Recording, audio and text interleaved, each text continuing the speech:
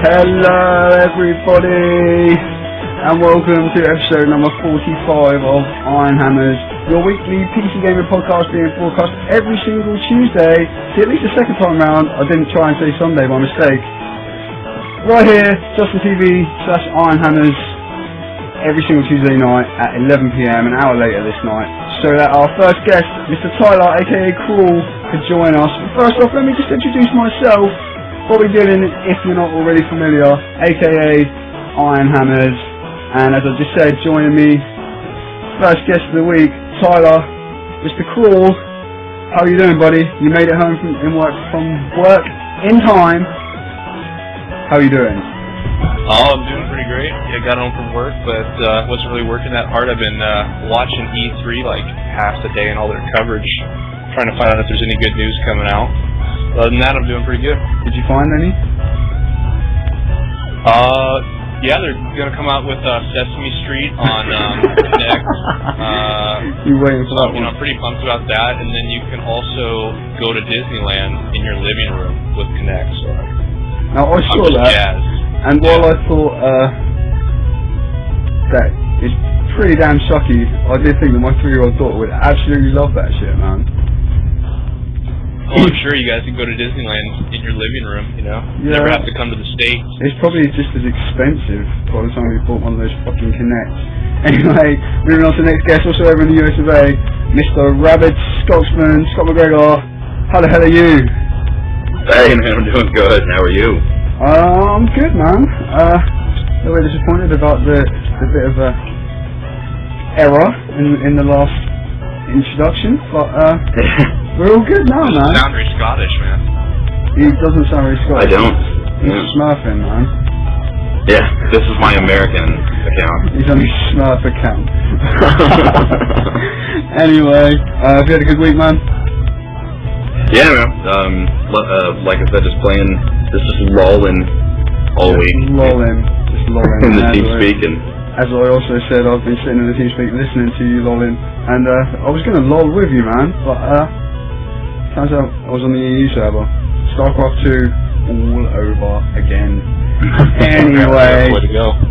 Unfortunately, final guest tonight joining me in the TeamSpeak server and in the podcast, joining me for the main reason to keep me so I'm not outnumbered by these American guys that are way over that way. I think that's west. I don't know. I'm not sure. Anyway, Mr. Harley Dan, how the hell are you doing, buddy? Yeah, pretty good, man. Pretty good. Pretty good? That's what I like to hear. Have you recovered from your unfortunate recent spell under the NHS care? Yeah, but it's been such a hard week. Yeah. It's been terrible. Going to the beach, enjoying the sun. It's terrible. Sounds almost as bad as listening to an announcement for a Sesame Street game on Connect. Yeah, I saw that, unfortunately. That was a waste of time. What do you mean, unfortunately, man? What are you talking about? You wow. Shit. Anyway, not my kind of gonzo. Not quite. Talking to me through, we are of course here to talk to you about all the PC stuff that's been going on at E3 the last couple of days, all the announcements and non-announcements and stuff that we've already seen before, which we'll get on to. But we're taking a leaf from Tina Bean's article over on ironhammers.org. Go and check that out if you'd like to see your E3 PC content in written format, because she's done a really awesome article over there. Did a great job. She did the good, the bad and the indifferent of PC gaming at E3 yesterday. So for this podcast today, we're not doing the usual stuff. We're kicking it off with the non-PC stuff from E3, just a couple of things we want to touch on. Despite being PC gamers, we really want to talk about it nonetheless. Secondly, we have the bad PC stuff. Get that shit out of the way as quickly as we can, because it's a bit disappointing, I do have to say. The good PC stuff comes up after that, which will be after our first break tonight. And finally, the best PC stuff will be coming up just before we ask you guys, what was the good and bad of E3 for you? Probably a lot of bad? I don't know. Perhaps you like to carry a kind of surfboard around when you want to play your Nintendo console. We're going to get onto that in a minute. And if you would like to get involved in that discussion at the end of the show, just get on over to Twitter and send us a tweet with the hashtag IHTV, and we'll pick that up during the show. Or if you've got a little bit more to say, which Zero Wing, who's in the chat room there, often does, send a email over to podcast@ironhammers.org, and we'll pick that up also. So get that over before the show, the final break, and we'll pick it up during the break and hopefully be able to read them all out in the last section of the show. So first up, we're going to take a look at the non-PC stuff of E3 in the last couple of days, just as soon as I can find a little sting. Here we go!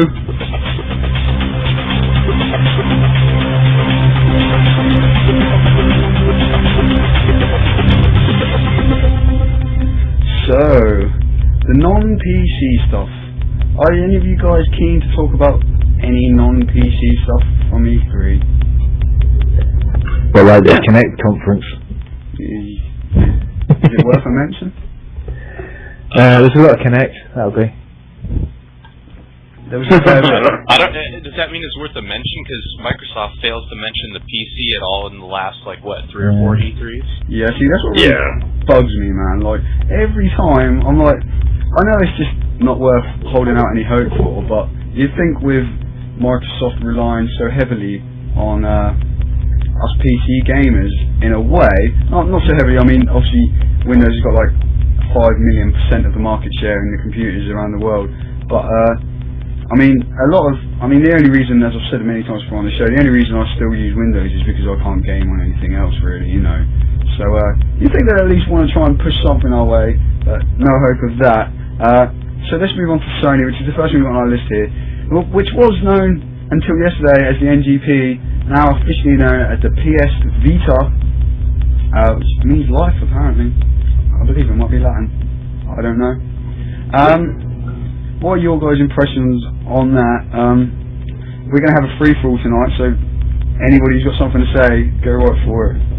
Go ahead. Go for it. See, I'm going to give you as many moments as possible. I was just going to say that it's going to come at $250 for the Wi-Fi version and $300 for the 3G version, and it's only available on AT&T, which is, if you live here in the States, is the worst cell phone provider. But that's another story. But I personally think it's going to flop. I mean, who really wants to buy $250 to $300 handhelds? I mean, a lot of this stuff that you're seeing on there, smartphones can do now, or tablet PCs. I mean, for $300, you can almost buy an Android tablet or an iPad. I don't really think there's a market for these big handhelds anymore. That's just kind of my take on it. And it's just playing PlayStation 3 ports. It's here's a kind of a shittier PlayStation 3 version of your game on a small handheld. You know, I mean, I don't know. That's just my feelings on it. I don't really think there's a market for it, but then again, maybe this is for 14-year-olds. I don't know. That's just my thoughts on it. Well, I guess I'm 14. Thanks, man. I really appreciate that. No, sorry, man. No, it's all good. It's all good. For me, actually, it's kind of perfect because I was never able to afford a PS3. I had the choice of, if you want to play a console this generation, pick one. It's either the 360 or the PS3, and the 360 was cheaper when I was looking, so that's the one I went with. So for me, it's a PS3 that I can take with me anywhere I go. It's got dual touchscreens, dual analog sticks, finally, and there's titles that I'm actually looking forward to on it, like the Monster Hunters. Those are a lot of fun with friends too, and there's the whole Wi-Fi connection thing is perfect. I can just sit at home for me, But I mean, if you're already at home, why would you want to experience a PS3 on the handheld? I mean, I can see if you're traveling a lot. Couldn't they essentially just have a PS3 version? I mean, I don't know a lot about all the PS3 games or what's upcoming, but I guess if you're traveling a lot, I can see that you'd be playing that a lot, and that's cool. And if the third-party support is there, I mean, yeah, then it'll be interesting. But if you look at the PSP or whatever, piracy killed that thing, and nobody wanted to make games for it in the end. Yeah. Have they actually announced what media we're going to be using this thing yet? Because I think it's a little flash card. It's a little tiny, SIM card, something like a camera. Yeah, they've developed their own proprietary flash card for it. It's just, Well, of course it has to be proprietary. It's Sony. exactly. So it's going to be nice and cheap, obviously. Oh, of course, man.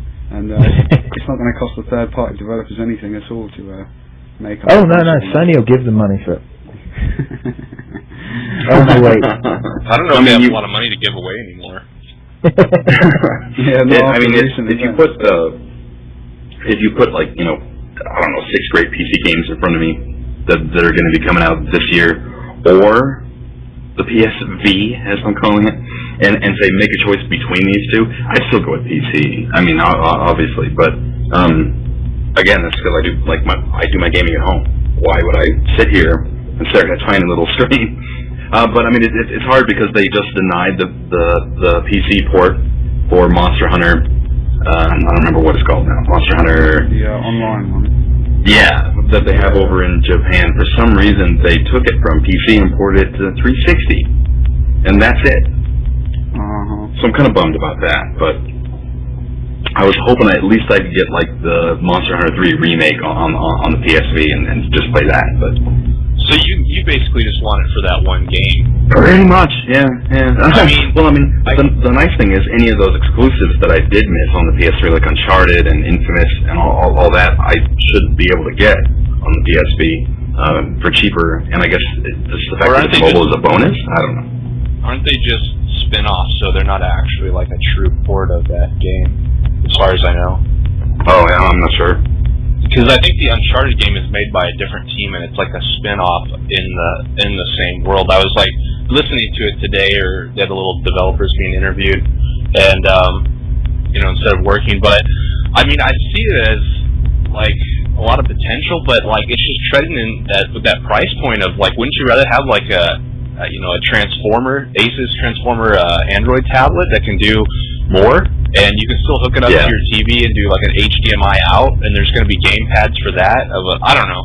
I mean, maybe I'm just too jaded. It's not really, for me, it's not really like a PC versus a handheld type thing. It's more of like it's treading into that market of a smart versus a smartphone. Do you want to carry 2 devices with you everywhere?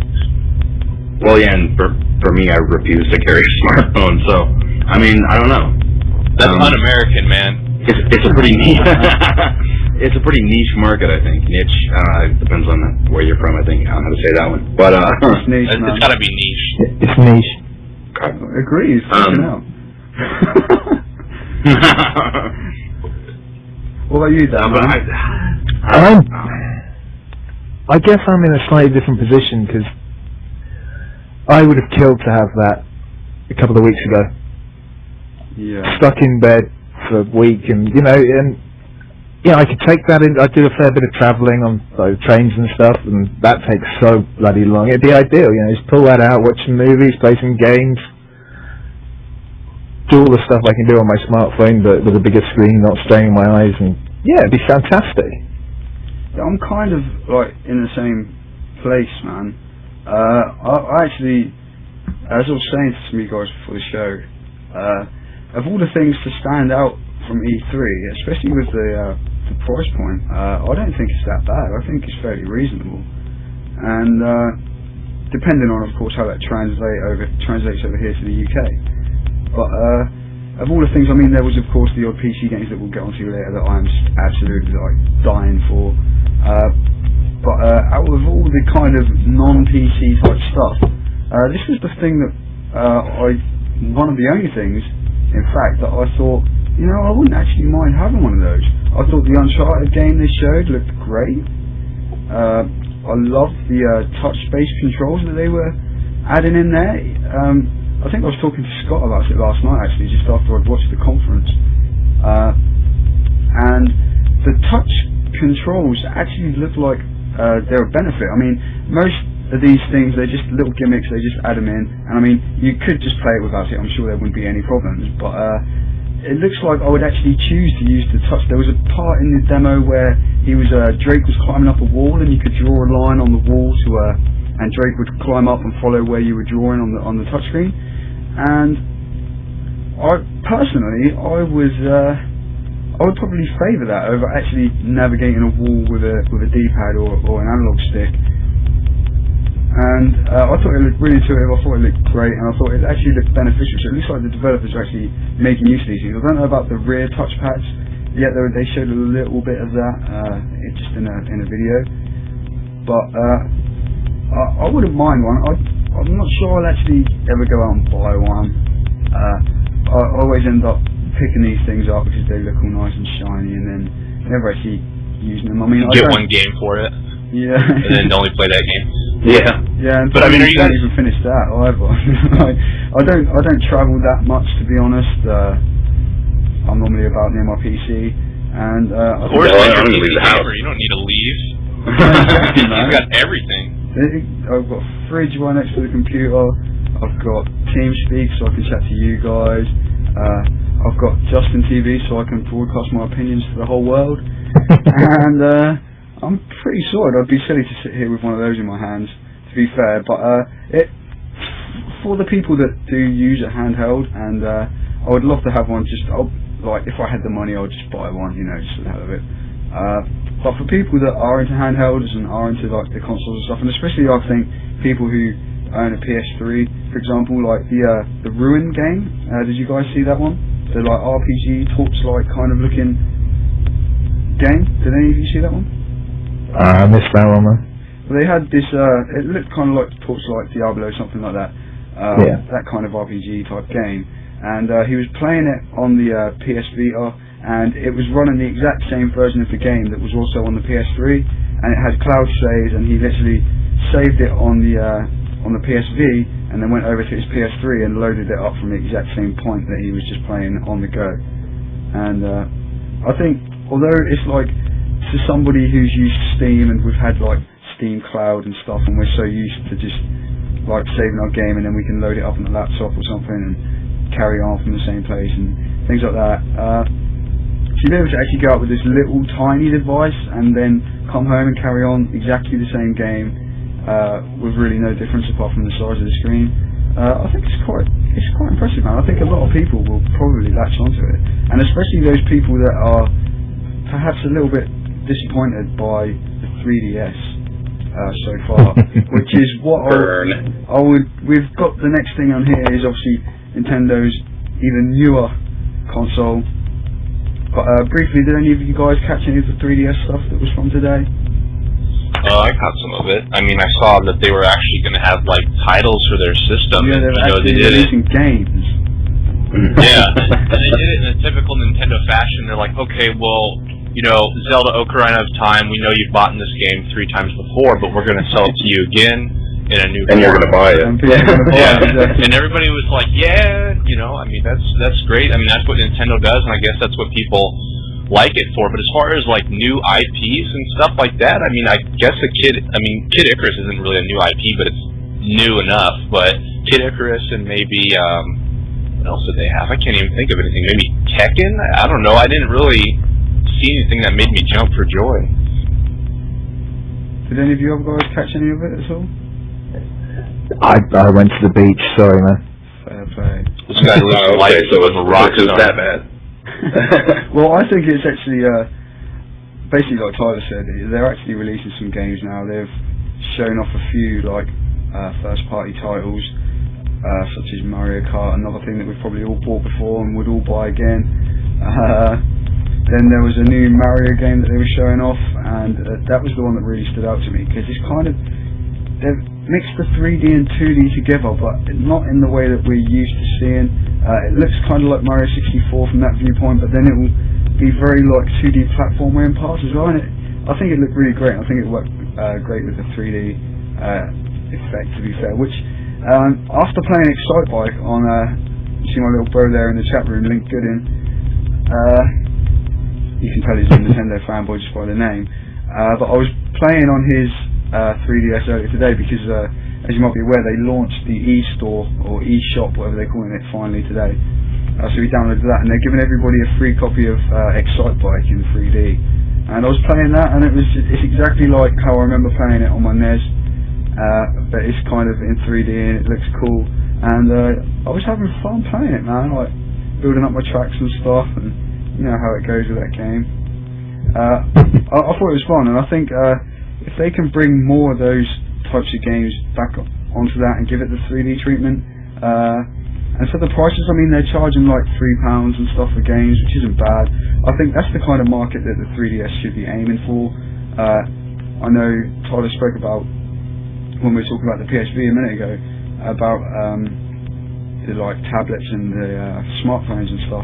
I mean, we're so used to just picking up those types of games for like £3, £5, maybe £10 at the very top end, you know. And I think it's those types of little things that could do really well for Nintendo, but they just need to get them onto the console and actually start selling them, because at the moment you can get this one for free. They're releasing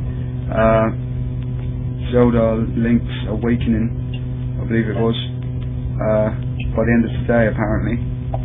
But apart from that, there's nothing else on there at the moment. But then the other first party titles, like I said, you've got the new Mario one, looks really cool. And it actually kind of seems to give the 3DS a bit of a point in existing now. Yeah, I'm sure I read something about a couple of augmented reality games coming out on there as well. It could be quite fun. Yeah, they showed like a little bit of augmented reality Pokédex and things like that, man, from what I saw. But that kind of stuff is this stuff that just goes right over the top of my head, to be fair, man. I couldn't care less about that kind of stuff.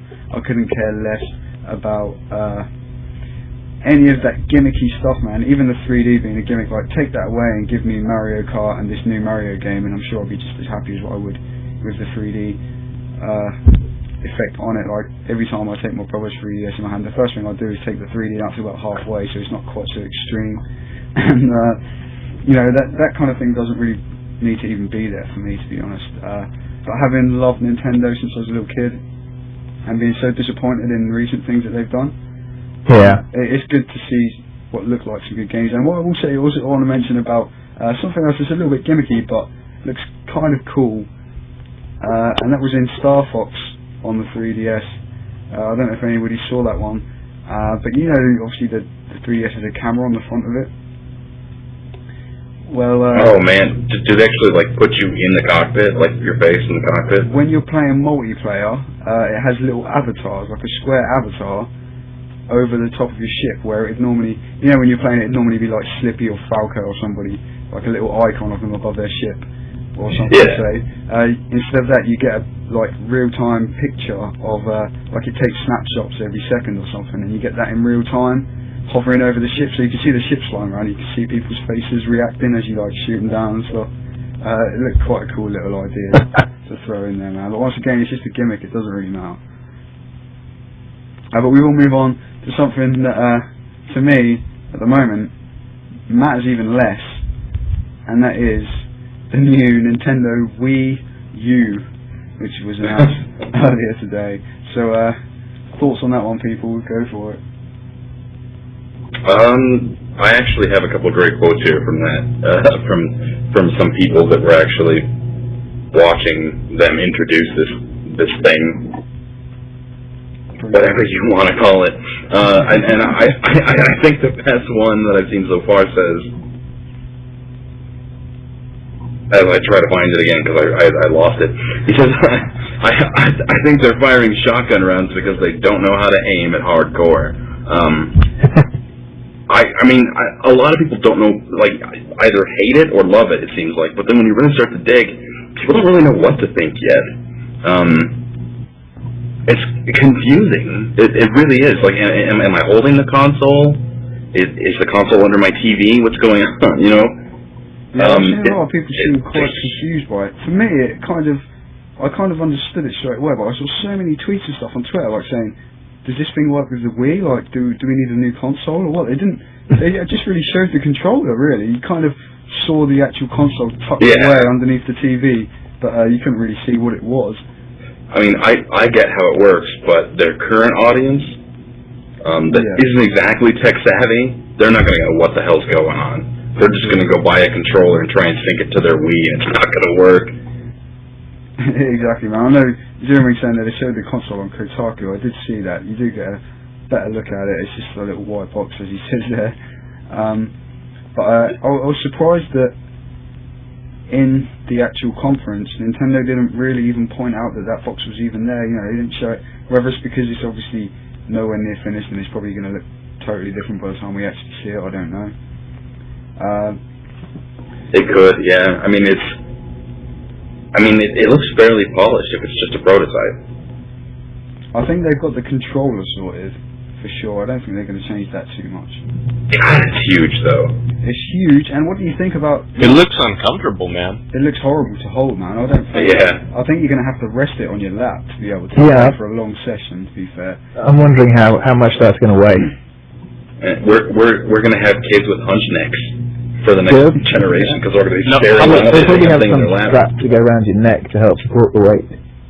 What happens when you get pissed off at a Mario game? Because, I mean, you know, those platformers piss me off and then you slam the controller on the ground, because that's what I like to do when I get mad. Yeah, that happens, You know? man. That happens Yeah, that all thing's too going to break some windows. often.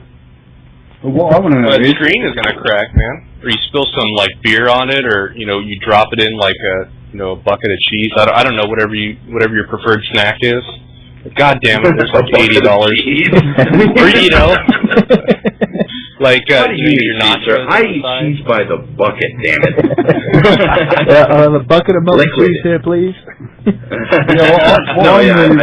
see what you're saying, though. I mean, there's going to be kids with orange Cheeto fingerprints all over the front. Oh, yeah. Yeah. Totally. But how long is the battery going to last in that thing, man? How often are you I going don't to know. charge your controller? Hopefully you can just plug the damn thing in, you know? But, yeah, I hope so. I mean... I don't know. The thing is confusing, and they said that they didn't emphasize the console itself, the actual box, because it wasn't an important part of it. They just wanted to see what it can do and this and that. And it's like they were trying to send kind of a mixed message, saying like, okay, well here's our normal Wii Me casual shit, right? And then everybody's like, okay, where's the good stuff? And then they showed these trailers of all these publishers kind of getting on board, but the trailers that they showed were all Xbox and 360, PS3 and 360 versions of these games. And it's like, okay, well, Assassin's Creed, whatever will be on there and this and that, but if this system isn't launching till sometime in 2012, I mean, those games are already going to be come and gone, and like, isn't it kind of too little too late for Nintendo to jump into the hardcore race? I mean, they don't have an established online community. They don't have a really good store for indie developers set up. I mean, if they're trying to just jump into this market now, I don't know. And also, like you say, if they like you're saying, they didn't emphasize the box because it's not important. They're like, it's just a box. Yeah, but at the beginning of the conference, they were saying how they want to appeal to everybody and they want to be able to give the hardcore games and the casual games and everything all on one platform. But for the hardcore gamers, that box is the most important part, man. We want to know what's in there, and we want to know what it's going to be capable of. I also want to know what they're using to stream the video. Yeah, me too, man, because they don't mention anything about technology, and I want to know how that's going to hold up. How far is it going to go? Like, they showed that... I don't think it's going to go very far. Like, I think at first people were thinking, well, I can just go on the bus and play this or that. But it's only, like, within a certain radius of the console. Like, it has to be near the console. Yeah, of course, but I mean... But if it's using Wi-Fi, I want to know if I can perhaps, take it somewhere that's got a Wi-Fi connection and maybe just use it as a tablet to surf the net. Now, that would be fantastic. Yeah, that would be awesome if they did that, man, but I don't think they I highly doubt it. They want you to take the 3DS out with you, don't they, man? It's just so strange because when there's not enough forward thinking coming out of Nintendo, isn't that like one of the signs of the apocalypse? I mean, they brought us motion control last generation. Okay, whether the console or the games, the titles, or whatever were good or not isn't really the point I'm going for here. It's the point that they were actually doing something new. They were doing something innovative and fun. And now, I mean, am I in a time machine? I mean, did I just go back in time? I don't understand what's going on here. I don't know. I mean, a big-ass touchscreen in the middle of the controller's pretty new. Well, yeah, but it's huge. I mean, like Dreamcast had that without the touch part of it, in a sense. And nobody even used it. It just said Dreamcast on it the whole time, basically. Well, no, it actually, to its favor, I actually have a Dreamcast, and it actually did display some stuff. Like, you could look at moves for, like, Marvel vs. Capcom. Yeah, there was a few certain games. stats. But I would say 90% of the games just Red Dreamcast on the actual, or Sega or something, I can't remember exactly, on the VMU where you were playing. Like most, at least 89% of the games didn't even use it, man. So if we're going to see like the Darksiders game like ported over, and they showed Ghost Recon as well, are these third-party publishers even going to bother with that? Are they just going to say, well, we use the control pad? Yeah, are they just going to port it from Xbox and 360 and be like, okay, well, here it is, it's on this thing, but, there's no touchpad features. Exactly. And that, I mean, what do you guys think of not having analog sticks, man? It has analog sticks. I can see them right there. They're the two round things. Yeah, they're little circle pads like what's on the 3DS or the PS. Oh, but they're not actually sticks, yeah. Yeah, they're like little slidey pads, man. Alright. No, I probably won't get it anyway. The controller well, yeah. I probably won't get it anyway, as you said. It doesn't matter to me, I'm not going to buy it. I mean, if they want to bring first-person shooters and stuff over, I mean, you don't get the same control from those type of analog sticks to a proper analog stick that tilts, That's true, yeah. You don't definitely get the same kind of I don't know, I mean, maybe... Well, it supports the old Wii controllers, so you'll be able to use the classic, I imagine. Yeah, I'll be able to point and click. Yeah. Well, there's two things I wanted to point out with this thing. The first one being, if by the time it launches next year and they get some of the hardcore games on there, so they get Call of Duty, number 135 or whatever it's going to be next year, and they get, Medal of Honor 2, 2012 edition, whatever it's going to be. So they get those core games on there, but is it really going to be enough just that Nintendo's starting to get core games on their console to make people just, go up and buy a new one, even though they already have a 360? No, exactly. Yeah, of course not. And then in 2 years' time, that system's going to be dated, and, Microsoft is going to be coming out with their new shit, and so will Sony. And I think it's kind of been a weird time to launch. And then the second question I wanted to ask you guys is, if we have a third hardcore console that these game developers are developing for, the games we care about, is that going to make it even less PC versions of games or less, quality PC games? I'm just saying, what are your guys' thoughts on that? That's something that a lot of people have brought up, and I was just kind of thinking about that. That's a good point, man. Have you guys got anything on that? I think there'll be a whole heap of more crap. I think there'll be plenty of that to go with it. And PC gaming will probably end up going more and more towards Facebook than anything else, and it's a dark, dark future. I don't know about that. I'm just saying that the multi-platform games, like the games that they're coming out on, Wii U and PS3 and Xbox, and there's a PC version, I think that development teams are going to be spread so thin that maybe all the versions of the games will suffer, and, They're always going to have to cater for the weakest machine. Yeah, 3 hardcore consoles just seems like 1 or maybe 2 too many. Yeah, I don't know. We'll have to see, I guess, where it goes, but it's almost to me like it's too little too late to go into the hardcore. They can get some sales with the gimmicks of the stuff, and then they're exclusive. You're always going to have the people who are going to buy the thing for the Zeldas and stuff. But I'm just talking about third parties, which has always been Nintendo's weakest point. Yeah. Yeah. I'd hate to see them go the same way as Sega, but... Yeah. But would it be that bad if they did? If they just say, okay, well, we're going to make Zelda and Mario and all that stuff, but you're just going to be able to play it on your Xbox and your PS3 and maybe even PC. Who knows? I wouldn't see that as a bad thing. Does anybody really no, it would want be a a Wii? sad, sad day for gaming, seeing Nintendo converted to a publisher. As I was So I think it'd be better as a at this point. fanboy, it would be sad to see that happen. Yeah. Also, But, as a you can fanboy, still I don't want to experience use that console. If I could play Mario on a different console, fucking give it to me now. That would work with me. I'm cool. I don't want to hold that thing. I'm fine. But exactly. also, what I wanted to say, before we finish up and move on to some proper PC talk, how long or how much work does it take before Sony are using the NGP in exactly the same fashion? Yeah. That's just going to be a few software updates. Exactly. Yeah. And it'll have the extra touchscreen. Now, if Sony can do that without making people buy a new console, then I think Nintendo's in trouble. Yeah, I think they will. I mean, they've done it with the PSP.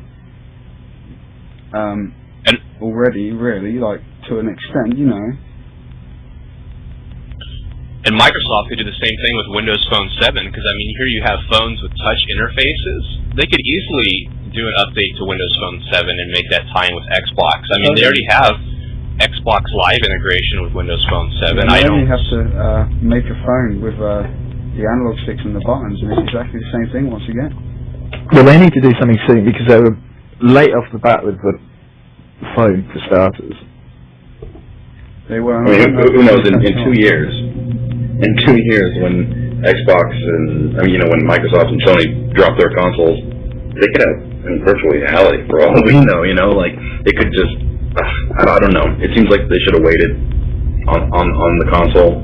Yeah, and if we look at PC hardware lately, like I mean, PC hardware, we had like a bit of a lull in progression in a way, mainly because there was nothing to push it. But if you look at like the NVIDIA A800 series, and then you had the 9800, which is like the same chip, but it was just kind of rehashed. And then even with the first like 260s, I think they were pretty much the same cards again. But now, kind of optimized. Exactly. But now we're finally, I think they've like made a smaller die on it. It was like 32 nanometers instead of 45 or whatever, you know. But essentially, it was the same kind of thing. But now we're kind of starting to see that push forward in technology, and Nintendo have entered right at the stage. And if the specs, I mean, we don't know the specs now, but it was supposed to be like I think it was an ATI R700 chip, which is like the same ones that was in the ATI 4800 series, I believe. Yeah, I've heard stories that it's just a little bit more powerful than the Xbox, or less powerful. Yeah. Like there's a bunch of different stuff going around. And what's weird is Nintendo didn't comment on the hardware. They didn't even say what was in it, and they purposely didn't say what was in it. So I don't really know where they're going with this. It seems like they're just handing the ball to Sony and Microsoft, saying, well, here's our console, come out a bit earlier, but you just beat it. Well, they're going to do that. Here's our console, now do something better. Yeah, and Microsoft and Sony are going to go, alright then. No problem. Yeah. Anyway, let's move away from this and move on to some PC. Thank God. We've got that was the non-PC stuff. That was kind of the bad stuff. I don't think any of us gave too much praise to the guys that don't give us too much praise. But we'll move on to the bad out of the PC stuff now. And first up on my list, I don't know whether you guys agree, like we say, as this is where we may start to disagree a little bit. But first on my list for the bad PC stuff was actually Star Wars: The Old Republic. Did you catch what they showed at the EA conference at all? Wasn't it just a CGI trailer? Whatever, a cinematic trailer? It wasn't even actual gameplay? It had some gameplay in there, but it's a trailer that they've shown before. It wasn't a trailer. It wasn't exactly bad, it was just nothing new. It just wasn't good. Yeah. It's like wonder, have they got anything new? Is it? There was no release date. There was no. Didn't even really mention a beta or anything. No dates at all for anything. No new footage. Have they got anything? I guess let me just go real quick. I know I like talking a lot. I just wanted to say I was watching Jeff Keighley, and he was talking to one of the guys from EA, one of their CEOs, not the main guy, but it was one of the other ones. I can't remember his name, but that's not important. And he said that the game would be released before the end of the year, and that there's already been 1 million beta signups, and we'd learn more about that in the summer. So I'm thinking maybe end of summer beta, midsummer beta, with a release in fall, or and then like Fireware delay, and probably get it next year sometime. Well, it might be something for us to see at Eurogamer. If only. Yeah, there won't be much PC stuff there. There wasn't last year. No, I never. I played the game last year at PAX 2010, PAX Prime, and I played it for like 20 minutes, which isn't really, a fair just on it. But I played it, and it felt a lot like WoW with voice acting with the Star Wars skin on it. I mean, that's my take on it. But I mean, that's only 20 minutes playing, so. Is that a bad thing? I guess if you like WoW and you really like Star Wars, but for me, I was not as excited as I thought I was. But you know, like I said, it was only 20 minutes, so I didn't really have time to really get into it. But it was like, you know, go up to a quest guy, and the quest guy is like, gives you your quest and voice acting. But I found like myself just trying to hit escape to get through it. Yeah, I don't know. I don't think I'm gonna play it. I think the only type of MMO I'll play coming up is Guild Wars, which isn't a traditional MMO, but I don't know. I think Scott will agree with you on that one. Yeah, I think so. I think one of the major problems with Star Wars games is they can never be as good as we envision that they can be. The technology just isn't there yet. So it's really hard to sell the amazing experience that people want, but they still do get a Star Wars experience. So, you know, they do have fun with it, but I'm kind of with you. I don't know how long it's going to last. It seems kind of gimmicky. Yeah, I've got my fingers crossed so tightly that it can be everything I want it to be, because if there's anything that can really hold me in an MMO, it's going to be Star Wars. Oh yeah, well yeah. But I was kind of hoping to see something new at E3. I mean, if they were going to reveal anything new, surely this was the time to like show it off and say, look, this is what we've got. Check it out. And they didn't seem to do that. I don't know, Dan, what are your thoughts?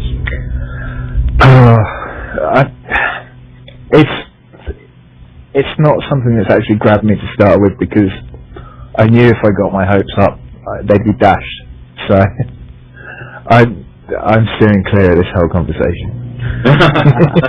I'm kind of in the same boat, but I'm not sure if I want to just give them my money for something that might be more the same from 2-3 years ago's MMO. Well, I think if they can do that, and I can't imagine BioWare getting the storytelling wrong or anything like that. You know, I mean, they've shown us plenty of times that they're quite capable of delivering a very, very immersive storyline within a game. I mean, if they can do that, I mean, they've never done it with an MMO, obviously, before, but I think they've got what it takes to do that, and if it feels a bit like WoW, and it plays a bit like WoW, and it's got that deep storyline, is it going to be a case of people will play it, and they'll play it through, get to the top level, and maybe finish it out, and then maybe we'll see the subscriptions dropping off.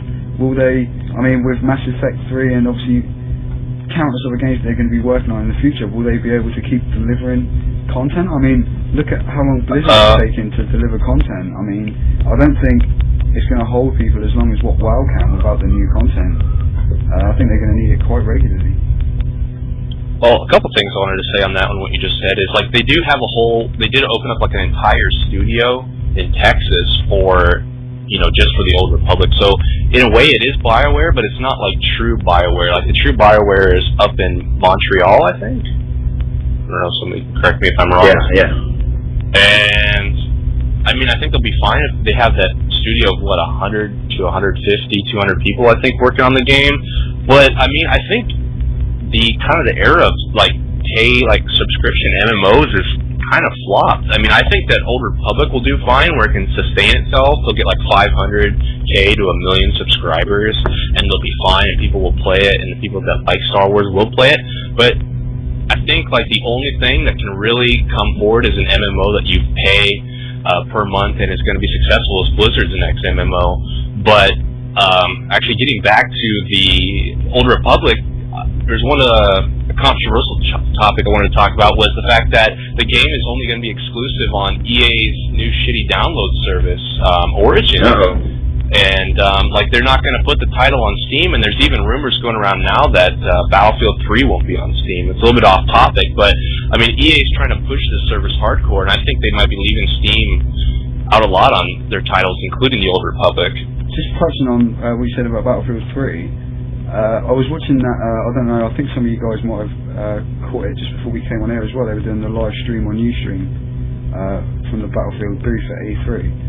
And I heard them, they were interviewing one of the guys from the development team, I believe it was, and he said they were talking about, we'll probably talk about it a bit later on, but it was the battle log system, and they were saying you're going to have to launch Battlefield 3 through your browser. He said it, and I thought, I hope. Well, that's the battle log thing, though. I think that's if you want to do their free version of what Call of Duty Elite is to track stuff. I think that's what he was talking about. I don't think it was to run the game itself. But what he said to launch the game, you will launch it through your browser. That were his words, and I kind of caught onto it, and I thought, surely that cannot be right. But are they going to use that as a way? I mean, if they're using EA's Origins download service, will they use that as a verification method where you log in online and then it launches it, much like a lot of the free-to-play games do? I don't know. But if they do, I can't see them doing it, because PC gamers will just go apeshit if that happens. Yeah. And they don't want to alienate the PC gamers. We know that. If they EA do it, I think they'll know where we stand pretty quick. EA might want to do that, but I don't think DICE do. Well, to EA's defense, I just wanted to say this one quick thing. As I was, again watching that game trailers thing, and John Riccitiello, I don't know if you guys are familiar with him. He's the EA CEO. Yeah, man. Yeah. Okay.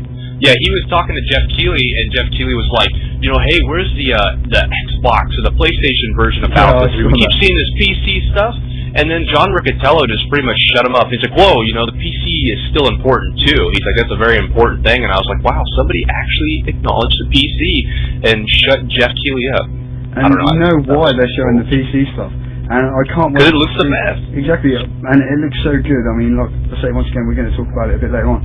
But I can't wait to see some poor little console kid's face when he sees the first Xbox 360 screenshot. He's just going to be like, is this the same game I saw on the internet? And they're only going to have 16 versus 16, right? Yeah. No, I think it's 12 versus 12, actually. It's only 24 players per map, not per team. We get 64, I believe. Well, yeah. You see how people's jaws drop when people actually develop a game for PC first? It's like the most talked about game ever. Battlefield 3, The Witcher, and Rage itself. I mean, that's because John Carmack knows how to code and make a proper game for PC. And that's what but people's jaws just drop. Before we get too positive, we're talking about the bad stuff here, so let's move on to... sorry, man. It's good. But it's a perfect moment to move on to something that I'm sure will upset us all again, because we're getting a little bit excited about Battlefield. So let's calm down a little bit, and let's take a quick look at The Sims Social. Did you guys catch this one? And are you going to sign up straight away? I thought it was absolutely brilliant, because it confirms my views of The Sims perfectly. I never liked the series. Belongs, man. Yeah, I was like, yep, I was right. The Sims is crap. Oh, ouch. Scott, did you see this? Isn't it for just like housewives who want to hook up with like strange men on the internet while their husbands are at work? Oh yeah, it just seems like some new kind of portal for pedos. That's what the game's going to be called. That's what they should call the expansion. The Sims Online pedophilia. Yeah, and if he can't find a child he wants, he can make him. Oh no. I think EA character creation system. I think EA has been pushing The Sims a little too hard lately. Lately? Yes, a lot of people. Always. But I mean, yes, a lot of people do enjoy the Sims. A lot of people do still pick up the expansions for The Sims 3. But this is a little too far. Okay, it is too far. Yeah, but how many people are going to play it? We see how many people play things like Farmville and stuff. I mean, it's obviously going to be Facebook-based if anybody hasn't heard of it or isn't aware, just in case you understand. It's going to be based in Facebook. It's going to be The Sims in Facebook with the pretty lackluster graphics that we can see in the screenshot on the stream here, if you're watching the video version at least. And, it's about Xbox 360 quality, but yeah. It's not far off.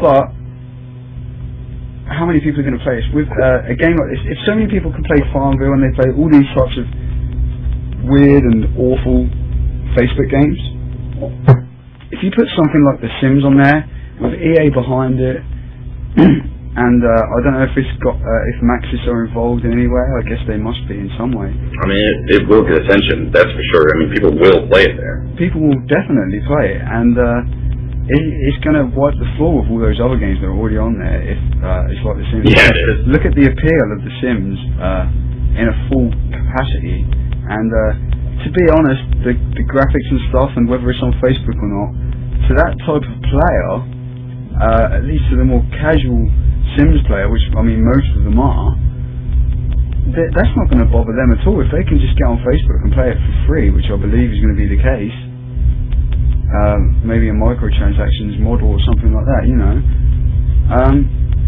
everybody's going to play it. Like, literally, it will just take over Facebook, man. Well, I had the misfortune of testing Dragon Age Legends. They can't do anything much worse than that. No, but I think this is going to be much more suited to the platform. Yeah. I think it's going to like work. It can work just as well as a normal Sims game, to be honest. And you know, according to that trailer, you can play with Woohoo. You can play with Woohoo? Yeah. Oh no. So it's going to be fun. I'm looking forward to Woohoo in the shower with Tina. Yeah. Oh no. I certainly shan't be woohooing anybody with The Sims on Facebook. I try to avoid Facebook as much as I can. It's just another portal for them to make money. I mean, they're still going to pump out Sims expansion, like pimples on a teenager's face. I mean, there's going to be news of a pet expansion coming like within the next week or so, from what I've heard. I think we're kind of missing the point as to what this probably actually is, and that's just trying to get more people to actually buy The Sims. New generation of kids. Yeah, no doubt. It's a giant advert. It's like a massive demo. Yeah. It's leading to people playing fake lives online. Did you guys ever see The Gamer, I think is what it was called, where like everyone sits at home but they live like a shell that like walks around and does whatever they quote unquote can't do in real life, so they're, you know, having loads of sex and doing drugs and you know what I mean? Yeah. That sounds like playing video games in general. Bad. yeah, games in general, but wait until it starts screwing up real lives. You know what I mean? Like, you cheated on me with so and so. Oh, but it was only on the internet. Well, yeah, that's what happened in Second Life. That's already going on. Yeah, and if you marry somebody in, say, in The Sims Social, no doubt it immediately automatically gets plastered on your Facebook wall, like Bobby has married so and so in The Sims Social. And I mean, you're gonna have people on your back straight away. Yeah, saying you're finding out you've been playing that. Well, yeah, that as well. I mean, if I was to play, I would do my best to try and stop anything like that becoming public. Like, I would really want too many people to know. It'd be like that day I caught Lifelike playing Call of Duty on his 360. Oh man. Anyway, moving on to the PS3 once again here, and I don't know if anyone caught this one. This is our final part of the bad stuff, and we're going to take a quick break, and we'll get on to the good stuff. But so far we seem to be pretty unanimous on the bad stuff. I don't think anybody's disagreeing with my choices just yet. And this is Dust 514, which is a PlayStation 3 exclusive first-person shooter, which will somehow link in with the EVE Online world. Whether it'll link in your account or exactly how it's going to work, I don't know, but it's going to link to the EVE Online game in some way. They didn't really say much more than that, to be honest. But it's my first thoughts on this one were, if you're going to make an FPS, which doesn't look all that bad, to be quite honest. I mean, it's just another FPS at the end of the day. There's plenty out there at the moment, especially on the PS3. If you saw the Sony conference, it was just like FPS, here's another FPS. Yeah, I was like, wow. They were nailing the FPSs hard, man. Exactly. Like, this is what kids like. We're gonna make them. Yeah, you know. Totally. Yeah. But if you're gonna make an FPS that links into EVE Online, surely that FPS should be on the PC. Amen. You think it would be multi or like cross-platform? Or at least Sony, that, yeah. because Sony's cool with that at least. I mean, they'll let PlayStation players play with PC players and stuff. But yeah, it's kind of weird that it isn't. They released DC Universe obviously on PC and PS3. So there's not a problem with that for them, you know. Well, Microsoft tried it ages back with that shooter that absolutely failed. That was a fail. What, Gears of War? No, there was some cross-platform job, PC and It was a bad show. 360. Yeah. No, yeah, I mean, they did try the whole cross-platform with games for Windows Live and Xbox Live. What was that Shadow with Gears of War? That was that's what it was. Yeah. That was just an epic fail, basically. But then, I mean, they only did like 1 or 2 games, and then they just quit supporting it altogether. Like, they dumped a whole bunch of money into it, and then they were like, okay, now charge PC gamers to use it. And we all went, no. What the fuck? And so they just abandoned it. And then they have never done anything with games from Windows Live ever since. It's just the same. Yeah, well, it could have been something great, but then Steam went, no, this is how you do it. And then they showed them how to do cross-platform play with Portal as well. Yeah. Yep. Yeah, you got to pick a game where it doesn't matter if you're using different input devices. Exactly. If you're going to try and put console and PC gamers together in an FPS situation, it's got to be in a co-op format, otherwise it's not going to work. But Tina in the chat room though is saying that they're doing this because they want to attract non-Eve fans into the Eve world, and they want to target non-PC gamers. But why, why make it a PC exclusive? I think it was it could be a huge success on the PC. I mean, the people who are still so dedicated to EVE Online, as far as I'm aware, there's still plenty of them out there. If there's anything that they can play on their PC that is going to affect their thing in EVE Online somehow, they're going to play it like it's just bought immediately. It doesn't matter what it is, they're going to buy it. And chances are, most of those people that are hardcore EVE Online players don't own a PlayStation 3. Yeah. So is it going to be a timed exclusive? Will it possibly come out on the PC? Who knows, man? They will seem to be marketing it as a PS3 only game, man. Fools. Who knows? Perhaps that could change at a later date. I mean, I think when it's exclusive, I just think that it can't go on other consoles, but PC is kind of like a neutral ground. Perhaps that could be the case. But who knows? I don't know. I haven't got a clue. But was there anything else you guys have seen over the weekend that you think should be thrown to the bad stuff before we head into a quick break? Everything else? Everything else? Well, what about, is there any multi-platform titles that we think the PC version might be dog shit of that, is at E3? Thankfully, no, I don't think so. What about Ghost Recon? You think that might be crap on PC? That was exactly what I was going to say, man. The free-to-play one? No. The Future Soldier, the actual full game. Oh, who knows? Ubisoft has lost their PC focus a long time ago. I don't blame them. Ubisoft doesn't give a rat's ass about anything on PC. Not anymore. I mean, they used to. That's where they got their start. Yeah, totally, man. But now it's like, you will wait 9 months before we release our console game on the PC. Yeah, no joke. Like Assassin's Creed Brotherhood just released maybe a month ago, maybe a month ago, yeah. Exactly. But they're saying Revelations is going to come out at the same time. Yeah, but I'll hold my breath, I guess, or I won't hold my breath. Yeah, I wouldn't bet on it, man. I've heard that so many times from Ubisoft now. They said it with Assassin's Creed 2, they said it with Brotherhood as well, I believe. And there was another game not so long ago that they said it about as well, and then next thing you know, they just weren't even mentioning that a PC version even existed anymore. And I was emailing the PR guy saying, hey, this was PC, PS3 and 360 a little while back. I can't remember what game it was. I can remember the email clearly saying, well, the latest press release just says Microsoft Xbox 360 and Sony PlayStation 3. It doesn't say Windows PC anymore. And he said, yeah, they didn't even start it on the PC basically. In the end, they just gave up. So who knows? Well, now they got 500 people working on that franchise, the Assassin's Creed, so they could pump one out every year. So I guess they should have enough people to work on the PC version.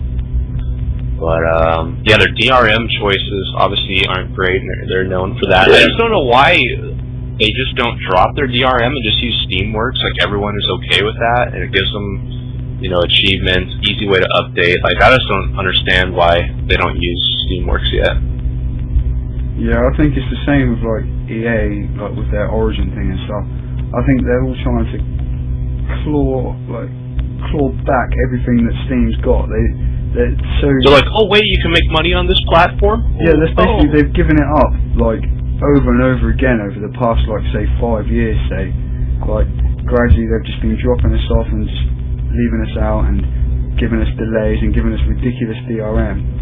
And then suddenly Steam starts saying, well, you know, if you guys are not going to bother, then we'll show you how to do it. And they start doing it, and everyone's happy with it. And although like Steam doesn't have to be always online and things like that, and obviously that rather controversial Ubisoft DRM was like always online and all that kind of thing.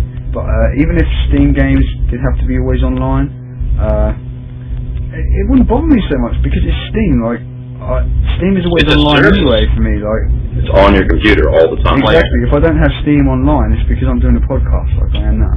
That's the only time. Or if my internet collapses or something, which thankfully Steam has got something that we can then use in an offline mode, you know. I think it's just like Steam's, like, maybe the bad thing is that it's a DRM, which, you know, obviously it is, but the features that it provides, like, people will buy Steam versions of games because it, you know, it auto patches, auto updates, you can download them from anywhere at any time, and there's no limit to that. And the DRM allows us to have those features. You know what I mean?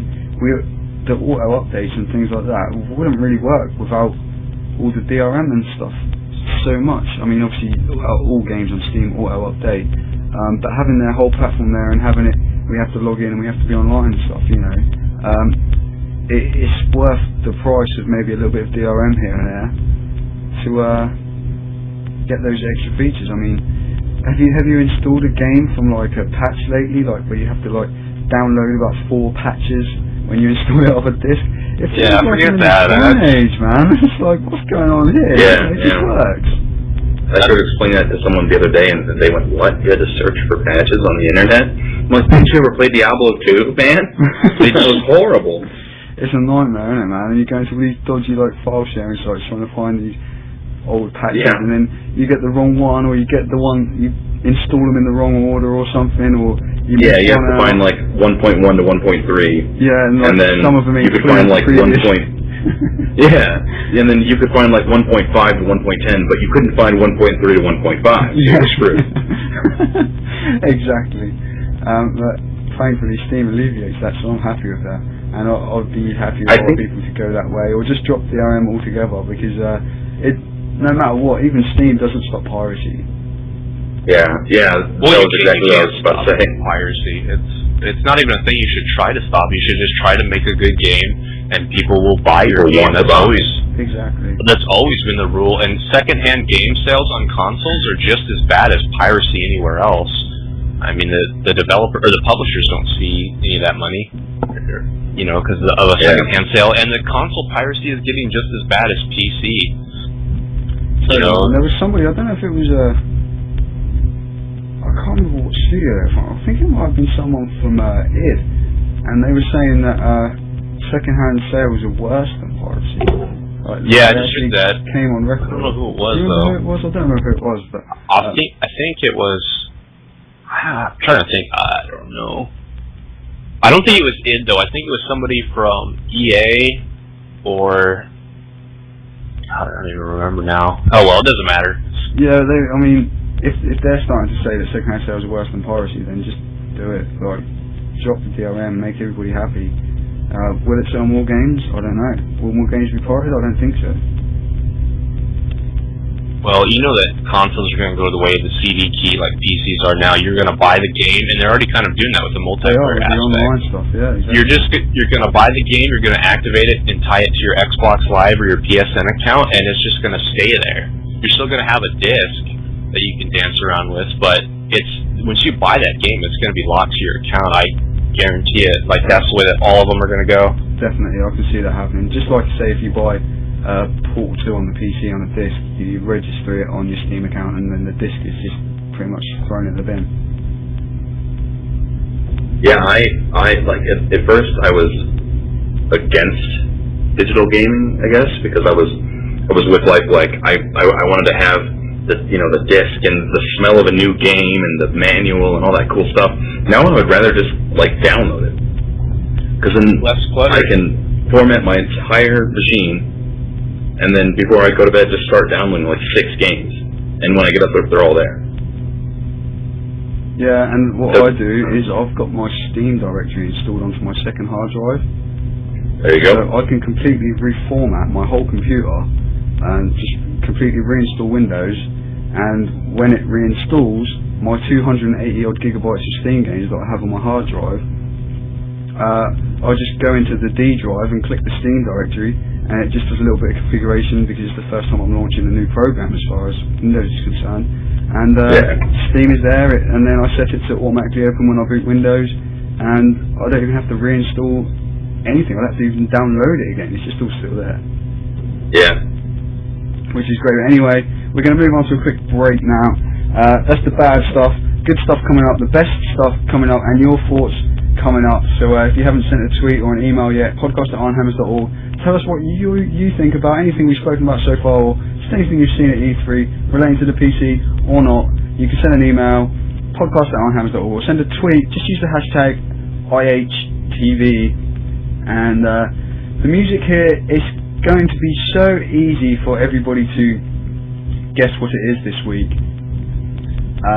So I'm not really going to bother asking you to guess, but you can guess anyway. We'll talk about it when we come back. I'll explain why I chose this, and I'm sure once you hear it, you'll all understand exactly why I chose it. And I think it's deserved to be played.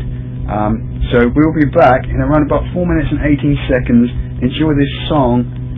We'll see you soon. Talk about some more positive aspects of E3 so far. We'll be right back.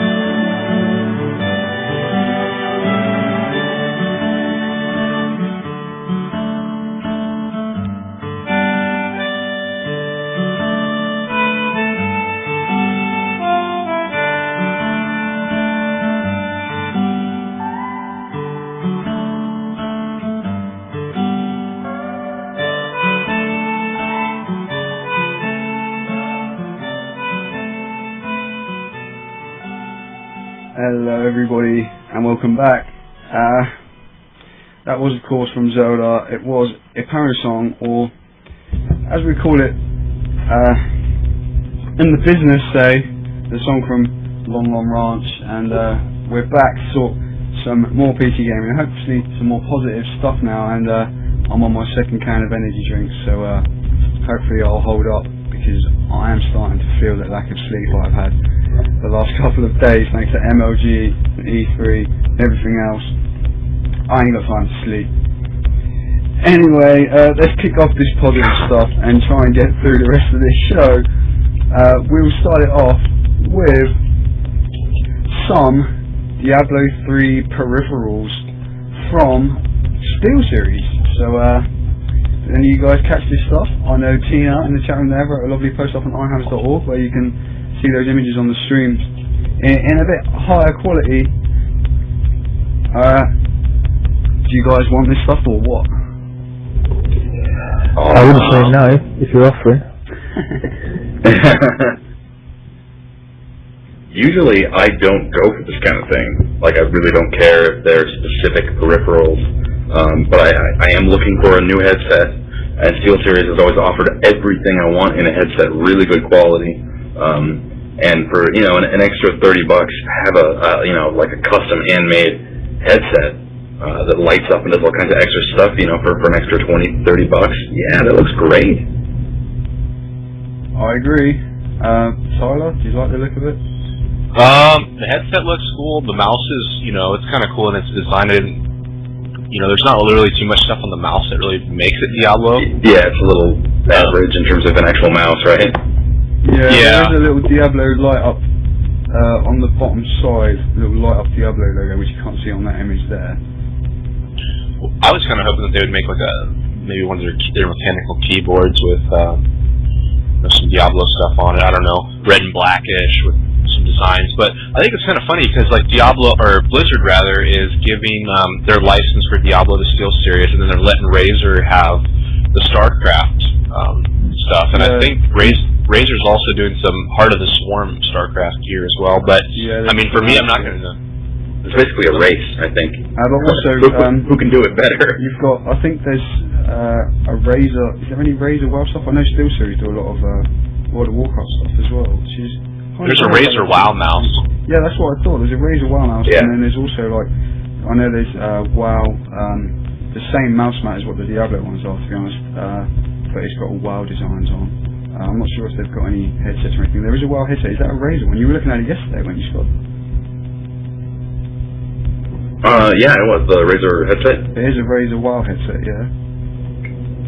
Yes, there is. Yeah, and there's one. They have like a light up LED holographic almost looking logo of either the Alliance lion head or the Horde shield.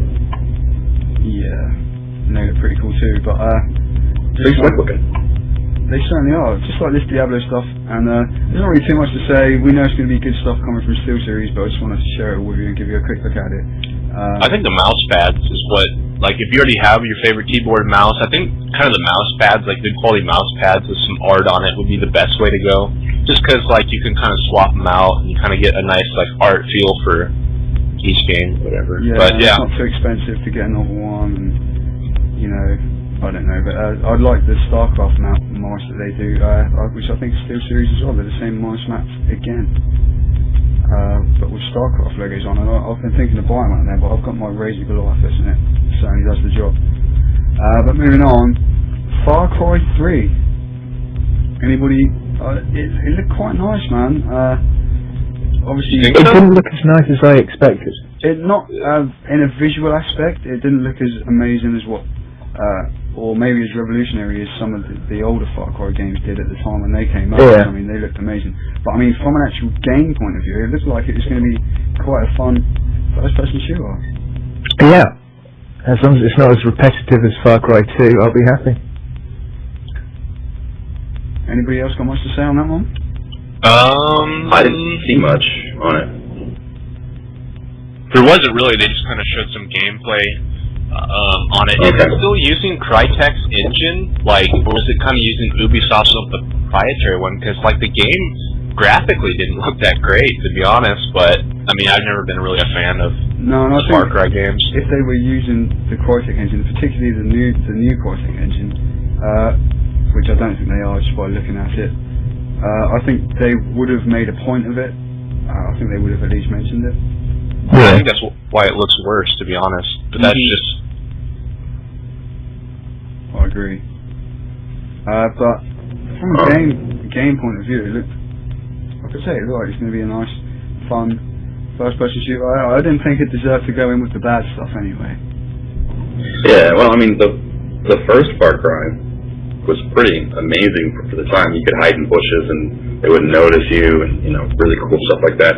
The foliage actually had a place in the game. It wasn't just there to look like it was supposed to be there. You know what I mean? That actually had a function. So I don't know. Demo. That's all I can say to all these new games being developed. You should always just make a demo. Yeah, try before you buy. Yeah. That would be the ideal situation. That's another thing to complain about, going back to bad stuff. Where are the PC demos these days? Well, I don't know. From the torrent sites. Yeah, that's about right. Yeah, that's basically, yeah. But moving on from that, let's take a look at Need for Speed, The Run. Did you guys catch any footage from this one? So, what did you think? Because it's kind of changing the game a bit. Yeah, it's a bit odd, isn't it? Certainly is. Getting out and running. Yeah, I wish I had seen more on it. All I saw was, like splash screen stuff. That's all I've seen so far. Well, there was a lengthy gameplay segment, like 5 minutes of gameplay, which I actually had ready to be able to play on the stream for everybody tonight, but I wasn't able to do it. It just wasn't working when we tried it out earlier. But basically, you would kind of drive in, and then you'd get out of the car, and there'd be like quick time events, and you'd be running away from the cops or whatever, and you'd be jumping off buildings, and you kind of get caught by the cops, and then there was another quick time event, and then he stole the cop car, and he was driving off in that trying to escape from a helicopter, and it looked very, very interesting, man. Did you see it, Tyler? I didn't catch much of it because I was I didn't get to see that part of the trailer, or not the trailer, the press conference. But I don't know. I mean, I guess I'm not very much of a Need for Speed fan, so I guess I'm not the best judge of it. But I mean, how many different series of Need for Speed they got? Because didn't Hot Pursuit just come out? Yeah. Do they have like 2 games a year of the same franchise, or how does this work? Yeah, I think this will kind of replace the Hot Pursuit. It seems like they're kind of doing like they did Hot Pursuit and Shift, and then they've done Shift 2, and then they're gonna. I think it looks like they're gonna do this one, and then they'll probably do another more realistic type one like Shift 3 or something. I would imagine that's the way they're taking it. Do you agree? That's what it seems like. Yeah. Yeah, I mean, the thing that's really putting me off it, you mentioned it twice, a quick time event. Yeah, Can't stand them. And especially, do we need them in a racing game? I don't know. Yeah. Do we need them at all? Ever? Again? See, I agree. Like, if you're playing Call of Duty, that's half the game, so... I was watching the, not Diablo, Uncharted gameplay footage from the Sony conference, and there's all these quick time events, and it's like, press circle, and like repeatedly press triangle to like move something or whatever. And it's like, why not just make it a cutscene? Like, do you really need to make me press circle? Just if it matters that much, just make it into a cutscene. I'll happily sit and watch it without having to tap circle. And it makes me feel silly when I have to do that. Exactly. If I want to be told what to press at the right time, I'll go and play Twister. That's right, he does the job. I was playing the Duke Nukem demo the other day, and it had a part like that where it was like repeatedly tap space to it was on the boss at the end of the first little segment on there, which you've probably seen in the middle of a football stadium. Oh, yeah. And I actually recorded that first part of the demo for everybody. It's on our YouTube channel if you want to go and check it out. YouTube.com/IronhammersTV. Oh, you there yet? And There was a part in there where you jumped up on the alien's back and it was like a quick time event and it was like, press space, press space, press space. And I'm sitting here like, bashing on my space bar thinking, what am I doing? I just feel like a knob. Yeah, the only game I've really done, like, played lately that had anything like that was, Bulletstorm. And they seem to do it pretty well. The only thing I didn't like was having to do like left mouse button, right mouse button. Oh, that to, was like, so annoying, man. It was go so across amazing. rows. Yeah. Bulletstorm is like a cut and paste port of a game. Yeah, to the point where if you play it at a 16:10 ratio instead of 16:9, Yeah, it just cuts it off. You drop your frame rate ridiculously. Like it goes down to like about 15 frames per second or something. This is crazy. But yeah, that was so obviously designed for the trigger or the bumper buttons on a control pad. Yeah, it really did not feel right doing it with a mouse. No, not at all. It just felt silly once again, same as it did with my keyboard in Duke Nukem. But Need for Speed, I'd like to get my hands on it and kind of see what it's like, because I think Dan was someone who would agree with me. Hot Pursuit, I had a lot of fun with that, man. I believe you did too, right? Yeah, yes, I nearly bought it on 2 formats actually. I enjoyed it so much. Exactly. Just to play with a few more people. And I think the kind of racing style of this is going to be very similar, would you think? Apart from the... Yeah, I just... quick time events don't like that. It seems like they're trying to put a story... Basically, it seems like the story is you're trying to drive cross-country from like the west coast to the east coast of America, by the looks of it. Yeah, and... I don't know, but the driving games really need a story. Yeah, see, that's something that I always kind of question. Might be a little more intense. I don't know. Like in this gameplay footage, I mean, it looked like, you know, when you're in a racing game and like you've been like blitzing it like the whole first 3 laps or something, and you're like way far in the lead, and then suddenly you catch somebody in the rearview mirror and there's somebody behind you, and as soon as you see them, like you're just all over the place because you're like under pressure. You know, well, this game really seems to put the driver under pressure. Just the sheer way it worked. It seemed like you were always trying to escape something, whereas in Hot Pursuit you didn't necessarily feel that. You'd get chased or something, and then you'd clear it, you'd get away, and you'd... That's because you haven't raced me. I haven't raced you yet, no. You bought it on the wrong format. Yeah, It really depends on how they do it. If it's done like current action games are done, or current shooters, where you're driving and then you make like a tiny little mistake and you wreck, and then you'd have to wait for like a cutscene, or no, I'm sorry, not a cutscene, but a load time, and it brings you back to a checkpoint, and you have to do it again, and then you screw up and you bring it back to a checkpoint, you have to do it again. Like, that's not pressure, that's boring the hell out of me. Yeah, no, I don't think it's gonna be like that. I don't know. Well, I guess they have to do something. I mean, if you don't drive fast enough, you have to get caught, I guess. I mean, it should be an awesome experience the first time around. Yeah, I think that's what it's going to be, man. I think it's going to be... I think I'd really enjoy playing it through once. Like, there was a certain part where it was like... it was a quick time event, and it actually seemed really cool, where it was just driving perfectly, like, normally, just driving along. And then as you like pulled out over a crossroads, there was a quick time event triggered, and somebody came from like the right hand side of the crossroads, and it was all like in game. Nothing kind of changed as it went into the event, and it just crashed into the car, and then it was kind of wrecked, and then the guy got out and started running, and I don't know, man. Like I say, I think to play it through, I think it would be a really fun and good experience. And they're the type of races I like, the more arcadey races. Like Hot Pursuit, as I said, I thoroughly enjoyed that, and I think I'll probably enjoy this one. I have a feeling that instead of loading and going back to a checkpoint, like I was saying, if you crash or something, it just goes to a quick time event of you getting out of your car and running to go find a new one. You know what I mean? Yeah, perhaps, man. That'd be awesome. Moving on to another racing game that we've got on the list here. It was briefly shown, and this is one that I'm sure we're all going to agree to enjoy. And that was Trackmania 2. Any Trackmania fans here? I'm going to have to build a new rig for this. I don't know if you have to go that far, man. I need something that's not being held together with wood screws. wood screws were never good in the computer. That is a fair point. I started reading about this last month, and I can't get enough. It looks so fantastic. Even the graphics look great, man. I mean, like, the first Trackmania, I spent hours and hours playing that game. I absolutely loved it, and we used to get a little party of friends together, and we used to all join the same server, and it used to be so much fun, man.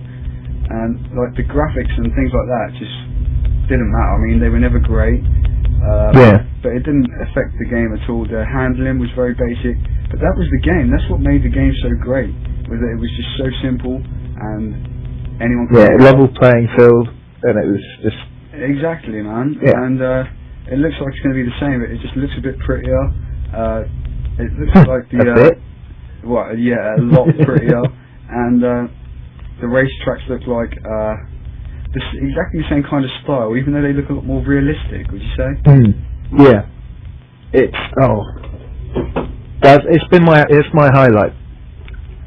Is your highlight so far? Yeah. Nice. I was going to say, is that the screenshot that you've got up there? Is that actually in game, or is that a? I believe it's in game. The trailer that they showed was all in-game footage, apparently. Because it looks good. It looks. That is how it looked in real. game in the trailer, man. It looked really nice, and the environments look amazing as well. Yeah, and if you can get hold of last month's Edge magazine, there's a brilliant article in that, about 3-4 pages, and it's fantastic.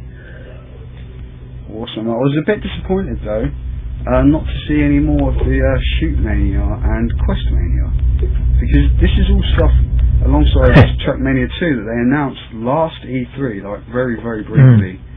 We didn't see no in-game footage or anything, and we still haven't seen any details at all really on Quest Mania or Shoot Mania, only Trackmania.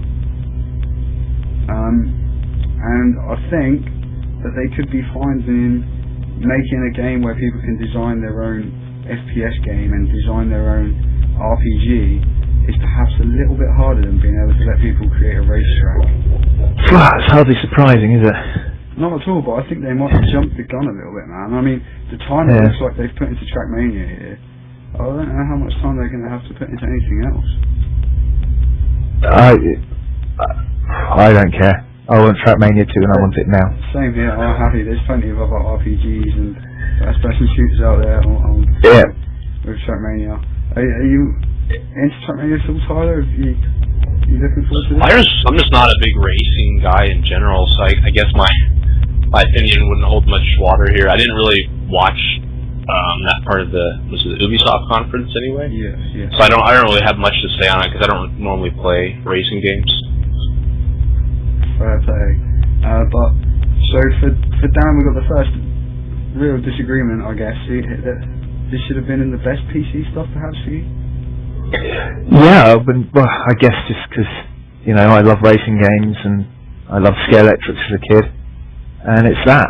And this is on my computer. A very Scale Electrics type game, I guess, in a way, like the crazy tracks, the big curves, and making your own track, building it yourself.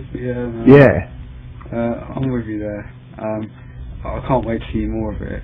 I can't remember when they said it was going to be releasing, but whenever that is, I can't quite reach the article because my headset's too short. I can see the magazine.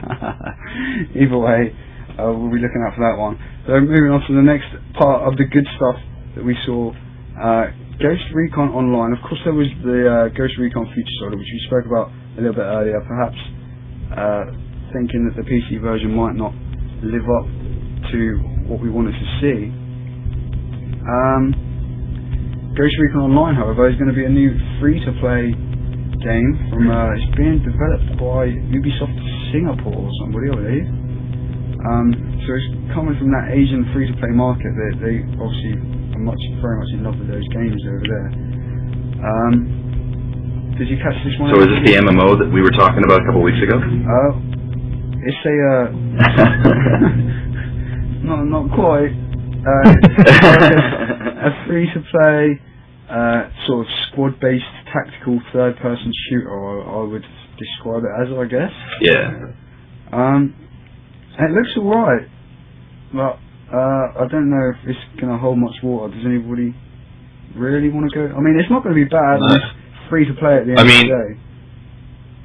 I don't know. I don't know why like all these companies are coming out with free-to-play versions of all these games. There's so many, and it's like people who I don't know. Do you guys really want to play a free-to-play game if you already have money to buy the latest FPS? Well, I think what they're doing is it's like you get to experience multiplayer in their style of FPS for free. So it's basically like an ongoing multiplayer demo. Yeah, so I mean, you can't really hurt them. I guess maybe that's their point of view. I don't know. I think it's also a way to penetrate like the Chinese market because they're not allowed to sell like consoles and console games in China, so they have to game primarily on PC, and that's why I think that EA and Ubisoft and I think Activision is also coming out with Call of Duty like free-to-play version. It's all aimed towards the Chinese market because it's a huge market of gamers. I mean, did any of you guys really put much time into the recent Battlefield play for free? Because I played it. No, I didn't even play it. I played it one time, maybe for a few minutes, and then I thought, why am I not just playing Bad Company 2 or something like that? That's exactly what I'm saying. Play it, like, you can get Bad Company 2 on Steam for $20. I mean, I don't know. It's like people who already own these franchises. Yeah, like people already own these franchises if they're fans of them. I don't know why they play the free-to-play version. Yeah, I think, like you say, it could just be to draw in a new fan base, perhaps because it's free. Or like you say, obviously, most of these types of games that we do see coming out are heavily aimed at like the Asian market, as you said. But I mean, they are bringing them over here as well. So. If anything, for me, if they're going to bring out a free-to-play shooter that could perhaps let somebody first-hand witness the advantage of playing a game with a mouse and keyboard, then I'm okay with that, because we're all PC gamers and we've all spoken to those console guys, and you tweeted me earlier about Tyler, about the guy who actually, amazingly enough, I don't know if anybody else saw it, there was the Battlefield live stream on earlier, and there was a guy on there, and he was like, he had like, he'd like plugged the controller into the PCs that were playing Battlefield, and it looked like it wasn't configured properly, and he was like playing it half with the keyboard and half with the controller, and they went up to him. That guy was a moron, man, and oh my god, it was just hilarious. But what I couldn't believe was they went up to him, and he was from England, and I was like, okay, he's gone out there, he's gone a long way. And then it turned out he was actually from Ipswich, which is where I live, if he's not aware. I was like, man, you gotta slap that kid when he comes back. I was just like, so shocked that of all the people they could have walked up to playing Battlefield with a camera, it was some guy trying to play it with a controller, and he was from Ipswich. I was just like, what the fuck is that? Well, I mean, the right side of a controller is basically your mouse, right? So yeah, it's fine, it's fine. There was these other guys there, and everybody that they were going up to who was trying to play, I mean, because EA were obviously showing Battlefield on the PC there, and they were all walking up, and they were kind of like looking at the, you know how at the expos and stuff they have the big like sheet with all the buttons mapped out on where it says like E is to throw a grenade or whatever, and F is to pick up stuff or whatever it is. And I mean, all four of us here would walk up to a mouse and keyboard game of Battlefield 3, and we would just play it. Like, we wouldn't be looking at any like lists of buttons or anything like that, you know. It was just so obvious that they were all console gamers, and they felt so out of their comfort zone. And I mean, if you don't even know how to use a mouse and keyboard for FPS, chances are you aren't really a true Battlefield fan anyway, because I mean, the series dates back to, you know, back when it was PC only. Oh yeah, and that's all you could play with. The only experience that the consoles have really had is, like, true experience is Bad Company 2, I would say. They've had 19... Which isn't even a true Battlefield. No, we had Battlefield 2 on the 360. Yeah, but did anybody... Battlefield 2? I've got no idea. But no, a friend of mine did. I tried to get me to get it, but it just felt so wrong. I don't even know how they could have... Are you sure? I'm gonna look that. Yeah, I I remember playing it. It was awkward. And I know Yeah. obviously 1943 as well. Yeah, that was kind of a test for getting bad company to work, wasn't it? Beta, basically, wasn't it? Yeah. That's when DICE was living in sin, making it for the consoles. Yeah, certainly. They cancelled otherwise. Did you see they're bundling 1943 in with the Sony version of Battlefield 3? Oh, yeah. Yeah, I was like, who gives a shit? I mean, honestly, it's like, oh, they're like, this is gonna be the best version of Battlefield because it comes with 1943, and it's like, well, what about the PC version with bigger maps, more players, better graphics? But going back to the Ghost Recon Online and the free-to-play thing, the problem I have with that is whenever I've played anything free-to-play, I haven't invested any of my money in it, and so I only ever play them once or twice for every single free-to-play game apart from Trackmania. Apart from Trackmania, yeah, totally. Yeah. But I always make a point of just having a quick look at them, you know, there's no harm in just having a look. Oh yeah, I always give them a good play just to...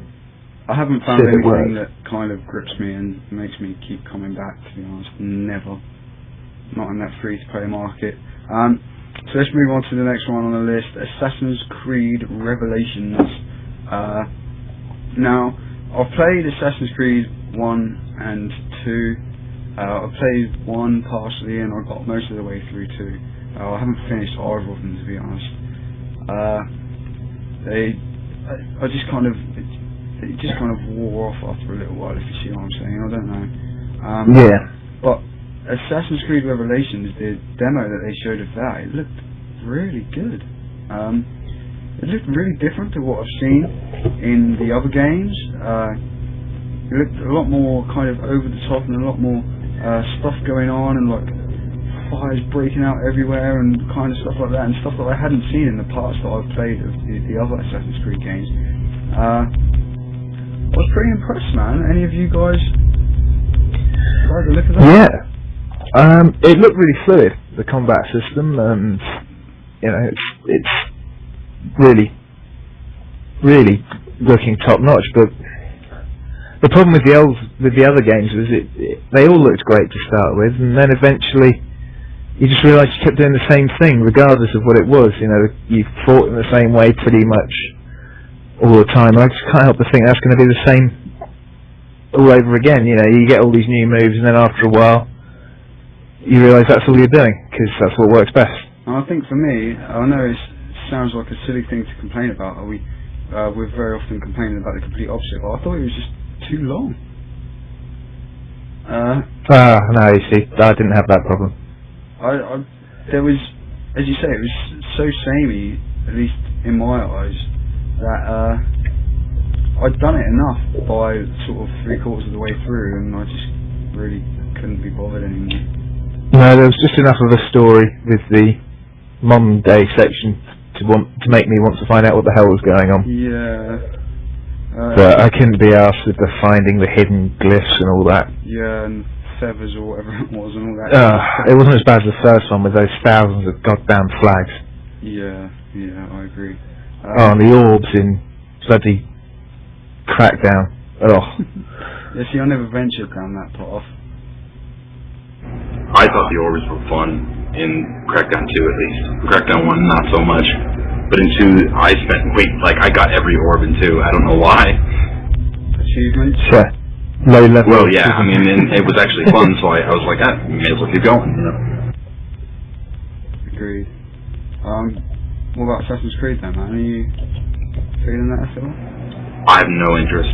After they butchered the story in 2, which was basically a composition of like every television show and video game and twist plot in the last 10 years, I just didn't care. It was cheesy, and I was like, you know, they're going to do a lot to make me want to play a third Assassin's Creed. Or fourth for some people. Or fourth for most, yeah. Tyler? You know, like, I was gonna try them, like, starting with the second one, but, I mean, they couldn't bother to put a decent release date on a PC version, let alone without like crap DRM. So I just never ended up playing them. They never wanted to give us the time, so I never really gave their games the time. I mean, I'm sure, you know, I heard Brotherhood was really good and Revelations, but I guess I'm just not interested in anything Ubisoft has anymore. I mean, so I can't really add much. It's pretty accurate for me, yeah. They've really been shitting on PC gamers, to say the least. Yeah, they don't give a shit about PC, man. Like, I don't want to buy games for a company that, you know, puts that kind of DRM on their customers, you know, and can't be bothered to tell us like why a PC version has been delayed or give us a timely release. Yeah. Yeah, and I agree. Like, and it's not only that. Like, if it comes out 6 months later, like, the hype has already died. The hype is completely gone, and although I would like to think in my heart that I buy the games that I want to play, not just because of any hype, but nothing makes me want to play it. Like even watching this stuff, like even if it does come out with no DRM, like now it's like, Well, it's hard, yeah, because when it comes out, they're like, oh yeah, that was come out. I totally forgot about that. Why would I when I have this game and this game and this game and this game to play right now? You know what I mean? The same when Fable 3 came out on 360 as well, on the PC just recently as well. And it was like, well, everybody's really played it and told me all about it on the 360, and you know, I don't really even care if it didn't come out, to be honest now. Yeah, you know, I don't know. They're just, I don't know. I think those games are probably going to be getting less and less popular, but I could be wrong. Maybe people like them annually, like the Call of Duty series, I guess. I don't know. I think it's a console thing, man. Like, the PC gamers have all strayed away from Modern Warfare 2, well, basically because they shit on us. Yeah. Now, then Ubisoft shit on us, and PC gamers are kind of straying away from that. But the console gamers seem to just keep lapping it up and just keep buying it. It's like console gamers are used to kind of, you know, eating crap and liking it, because that's all they've ever had. Yeah. It's like we've had filet mignon forever, and now we're starting to get the stuff taken away, and we're just like, okay, well, we're just not going to buy it, because PC gamers in general are smarter consumers. No, that's not saying that everybody that buys a console doesn't know what to buy and when to buy it. It's just kind of a general thing that most PC players are way more skeptical of any games and any hype before they ever, like, open their wallets. Totally. And especially if a company is going to turn around and, like you say, take things away that we've been so used to for so long. And the PC crowd is vicious, man. Like, yeah, we don't forget certain things. Yeah, exactly. I will never ever buy another Call of Duty game. Ever. Call of Duty, Cliffy B, Epic, Microsoft, Rockstar, the list goes on. Sure does. Yeah. How about the next one? It's multi-platform. They do show us a bit of love. See, this was the last one where, do I put it in the best or do I put it in the good? I think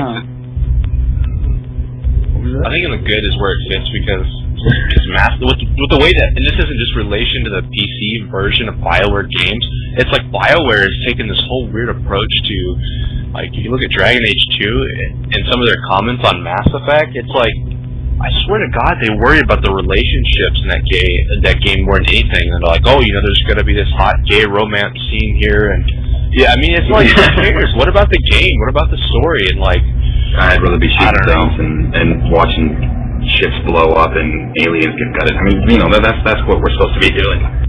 Yeah, and I mean, after Dragon Age 2, which was like the biggest flop in the world, I don't know, man. I kind of lost a little bit of faith in one of my favorite RPG developers. So I mean, hopefully come a long way. I like Mass Effect 1 and 2, but see, Mass Effect 2, I love two pieces. Like, it was most certainly my favourite. Yeah, it's good. It was just amazing. The story gripped me like few others have.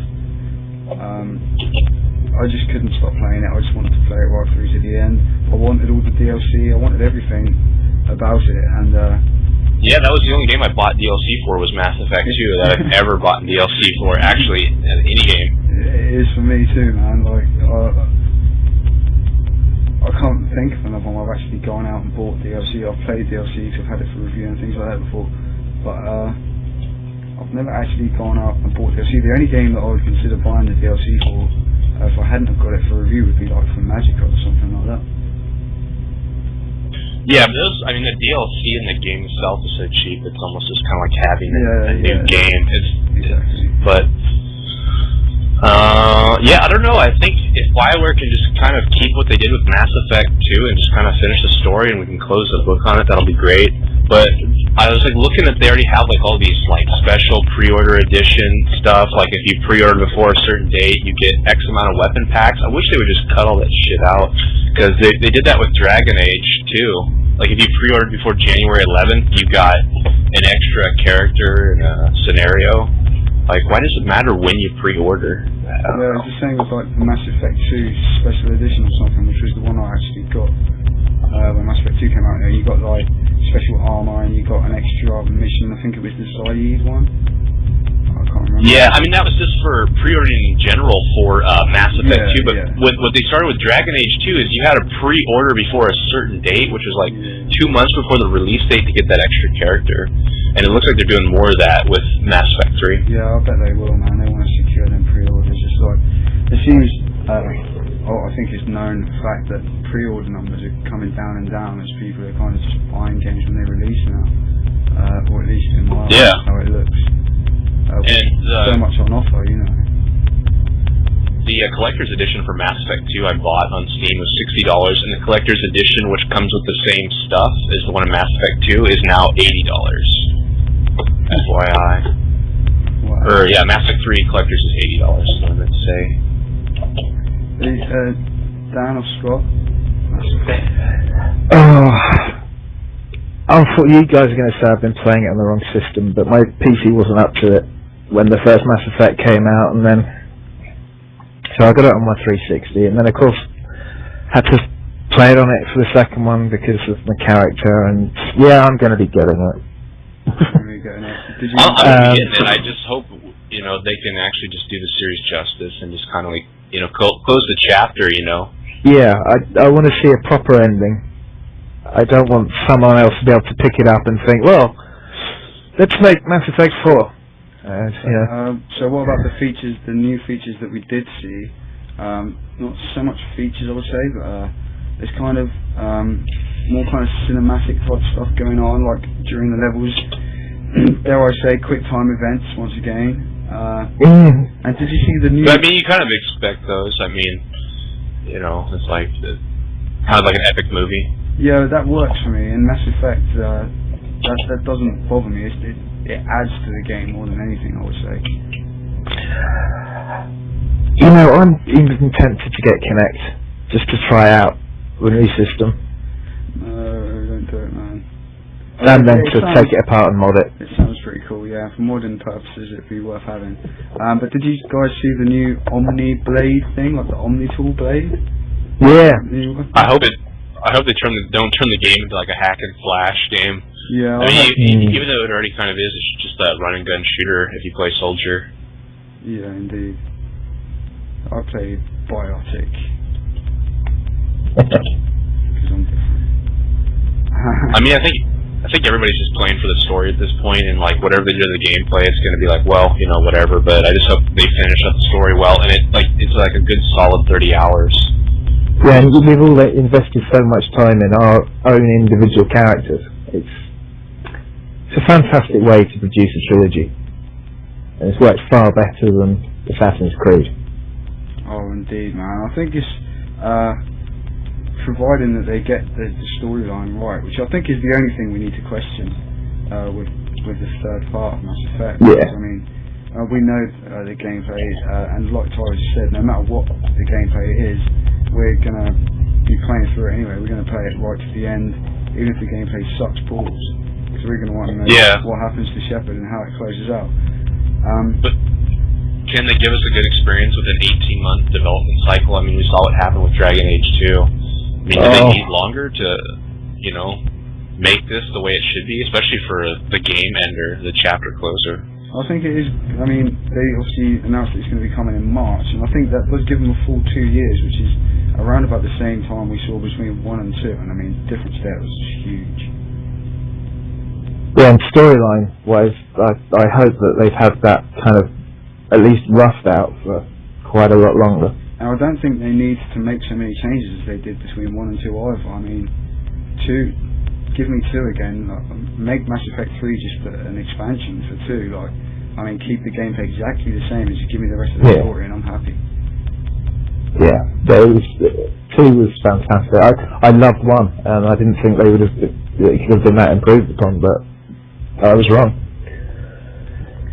I just hope that they get rid of a lot of the characters that nobody cares about, and just kind of keeps it like to a kind of a smaller group of people that you can choose from, but the characters that actually people like.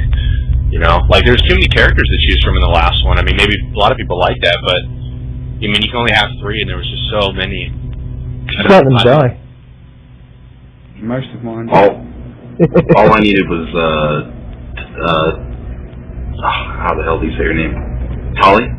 Yeah. Sorry, yeah. She was awesome, man. She was awesome in the first. I was pissed that in the first you couldn't like pursue any kind of romantic relationship with her, but then you could in the second. I thought that was neat. I did just because she was more like an actually emotionally rooted character. It wasn't about like how hot she was. You know what I mean? Yeah, and there's no game really. Just made me care about other characters apart from my own as much as what that game did, to be honest. But if anyone listens to the like earlier episodes of Ironhammers Live, I'm talking going way back, probably like episodes 10, 11. I mean, probably a good year ago now. The Kasumi DLC, I'm guessing Tyler played that because you said you... Yeah, that's the one that I bought. I think the only DLC I've ever bought. And I thought she was an awesome character, man. Did you think that as well? I thought she was amazing. Yeah. I mean, but the thing is, when they add in those characters, like, you know, if you're playing it midway through the story, like, other than their little quests that you do for them, like when you do the DLC and unlock the character really is just kind of doesn't say anything, and it's just kind of in the game, you know? Like, it's kind of like a mannequin doll, and it just, like, sits there in the ship until you go talk to him and be like, hey, join my party, you know, or something. I think the only reason why they had that many was because they did want to introduce some new ones for people that didn't really relate to them all in the first, and then everyone kind of had their favorite, you know, so they didn't want to just take them out. I don't know. I think it's easy enough that if anyone from BioWare said, okay, pick 2 characters and you get them throughout the entire game, everyone could go pick. Yeah, I mean, yeah, it's easy. Mine were easily Tali and what's his name? The guy that replaced Rex from the first game. Big dinosaur-looking dude. Anyways. Oh, I know who you mean. Yeah. I don't know. It's in, you know, it's probably different for everyone, which is probably why they just keep them all in there. Yeah, because you know, a friend of mine's Rex didn't die. But did they have to add as many as they did? Mine didn't. I know that was in a second. The main story, but I don't know. Just like adding all those characters, other than keeping like a couple, like 4 to 5 of them. I don't know. It adds to the richness, though, doesn't it? I think it does, man. It gives you variety, and like Scott says, it gives everybody's going to have their own different characters. And I think none of those characters, to me at least, felt like they didn't need to be there in Mass Effect 2. Like, if I didn't want to really take them out with me, I didn't have to. But there would always be, like, say, 2 or 3 I would favour. I think that's the point, is like, you know, you have all these characters and you kind of feel bad for not using them all and, like, leveling them all up and, you know, kind of setting up your party like that, because you mostly just kind of stick to, you know, who you've always used. I don't know, at least I did. Yeah, but would you rather just have 2 characters and not have a choice, though? No, I mean, I'm not saying no choice, but just saying, like, maybe a smaller pool of characters, but they have more dialogue things, like side stuff that you can do with them. Yeah, and kind of make that character more personal to you. Like, it's just like the one mission, like you say, and then it's kind of it, really. Like, if they cut out Zaid and Jacob and, you know, that doctor guy, like, would anybody really care? No, probably not. I mean, but if you have just as you said that, I was like, who? What? Who? Yeah, see? Wouldn't you really have more content for, like, Garrus, like a couple missions for him, and it kind of makes him, like, I don't know, like a closer character? That's what I'm saying. I'm not saying, like, cut out all the characters so you can't have any choice. I think he was totally gay as well, man, to be honest. Did you get that vibe? What? Man? I didn't. Wait, now, are you talking about the guy with the weird shaped head? What do they call those guys? His name's Morphin, something like that. Yeah, the hammerhead shark. Yeah, that guy was dude. crazy as fuck. Yeah, I swear. He was so funny, man. Oh, yeah. He was a great character. I would go in there like every other dialogue change just to see if he had anything new to say. It was so funny. I'm sure he was hitting on me. I swear to God. He was hitting on Shepard, no doubt about it. Oh man. Either way, see, the more and more I talk about it, this is drifting down towards the best PC stuff. What was that? We just needed a one refresher. that kind of that bug-eyed guy that was a sniper aspect to. What was his name? Garrus. No, not him. The guy you meet who's dying or whatever in his Oh, the robot guy. Yeah. The hell is his name? Oops. I know who he is, but I just can't. Yeah, all the names are gone. I can't even think of like the races and stuff now. It's just normally I'm talking to people about it all the time, and it's just completely gone from my mind at the moment. Yeah, I'm going to have to play through them both again. I'm totally playing. Oh, the robot guy. Again. See, he's there now. He was cool too. It starts with a G, right? I don't remember. Oh, I'm not I sure. don't remember. But either way, He was neat though. I want it now. Now that we've been speaking about it, man, I need Yeah, I want the game. I just hope that they focus on like just being a story-driven game. Forget all this relationship It being stuff, complete. gay romance, blah blah blah. I think the fact that they've pushed it back to March at least says that they care about it. I hope so. I don't want another Dragon Gay 2. No thanks. Anyway, I think this should have been the best stuff, but when we come back, we will be talking about the actual best stuff, depending on whether or not people agree. And I do thank Dan for adding that final one in there, because it completely slipped my mind when I wrote that list up earlier. Yeah, me too. Get you fool. Either way, we're going to take another